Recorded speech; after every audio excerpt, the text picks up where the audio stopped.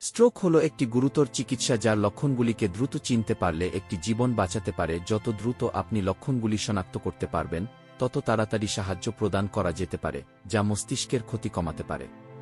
আসুন জেনে নেওয়া যাক কিভাবে স্ট্রোকের লক্ষণগুলি শনাক্ত করা যায় যাতে আপনি দ্রুত কাজ করতে পারেন। স্ট্রোকের লক্ষণ ১. অসাড়তা বা দুর্বলতা। যদি কেউ হঠাৎ করে দুর্বল বা অসাড় বোধ করে, বিশেষ করে তার শরীরের একপাশে, তাহলে এটি স্ট্রোকের লক্ষণ হতে পারে। এটি প্রায়শই আরও লক্ষণীয় হয় যখন দুর্বলতা শুধুমাত্র একটি দিকে প্রভাবিত করে।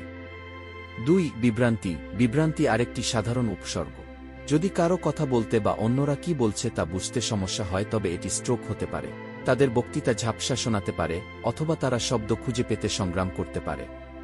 ৩. দেখায় সমস্যা। স্ট্রোকের কারণে দৃষ্টি সমস্যা হতে পারে, যেমন এক বা উভয় চোখ থেকে দেখতে অসুবিধা। যদি কারো হঠাৎ দেখতে সমস্যা হয়, তবে এটির দিকে মনোযোগ দেওয়া গুরুত্বপূর্ণ। ৪. হাঁটতে সমস্যা। হাঁটতে অসুবিধা হওয়া বা মাথা ঘোরা এবং ভারসাম্যহীন বোধ করাও স্ট্রোকের লক্ষণ হতে পারে। যদি কেউ অস্থির মনে হয় বা তাদের গতিবিধি সমন্বয় করতে সমস্যা হয়, তবে এটি একটি সতর্কতা চিহ্ন হতে পারে। ৫. হঠাৎ গুরুতর মাথাব্যথা। কোনো সুস্পষ্ট কারণ ছাড়াই হঠাৎ করে তীব্র মাথাব্যথা স্ট্রোকের লক্ষণ হতে পারে। যদি মাথাব্যথা স্বাভাবিকের থেকে আলাদা মনে হয়, তবে অন্যান্য লক্ষণগুলির জন্য এটি পরীক্ষা করা মূল্যবান।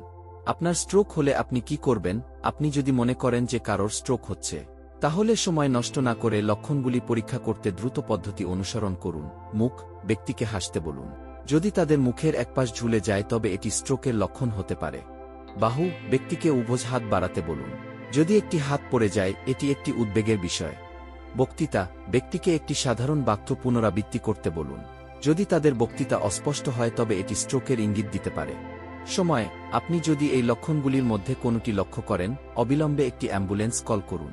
দ্রুত চিকিৎসা মনোযোগ অত্যন্ত গুরুত্বপূর্ণ। আপনি যদি স্ট্রোকের লক্ষণগুলির খুঁজে পান, তবে অপেক্ষা করবেন না। ব্যক্তিকে পুনরুদ্ধারের সর্বোত্তম সুযোগ দিতে যত তাড়াতাড়ি সম্ভব সাহায্য করুন।